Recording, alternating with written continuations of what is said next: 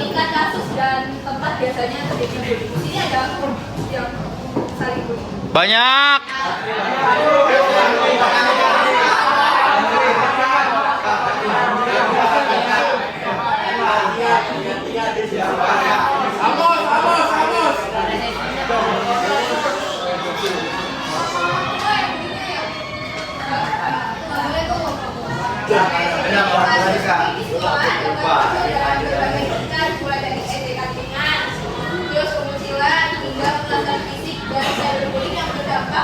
berat bagi korban. Beberapa ini biasanya terjadi di area yang kurang terpantau seperti halaman sekolah, lorong kelas, toilet serta belakang sekolah.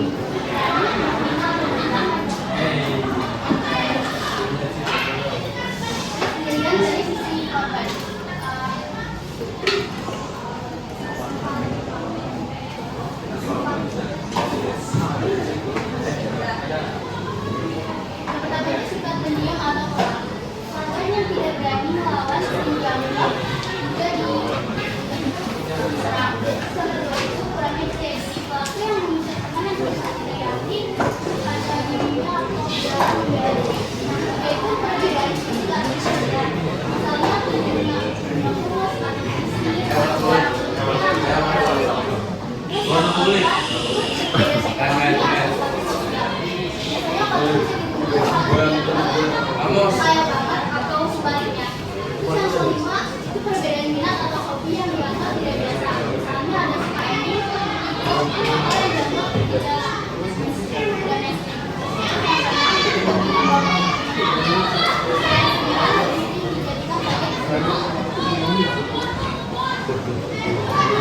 Ini ada dampak psikologis yang pertama itu depresi, masalah stres, atau bahkan trauma. Yang kedua ada luka-luka akibat kekerasan fisik atau gangguan mental. Yang ketiga penurunan prestasi sekolah, kesulitan menjalin hubungan sosial atau merasa isolasi.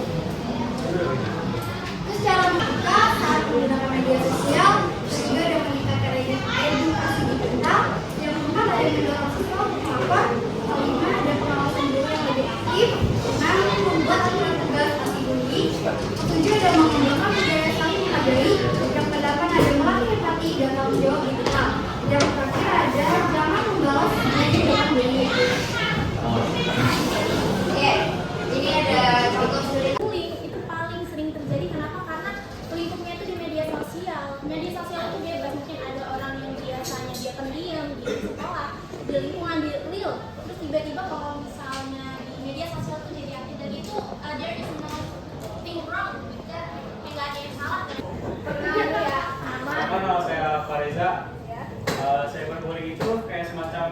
pembulian dari jarak jauh kayak online gitu, bisa dari komen atau DM juga. Jadi kayak bisa memaki-maki orang tersebut. Betul.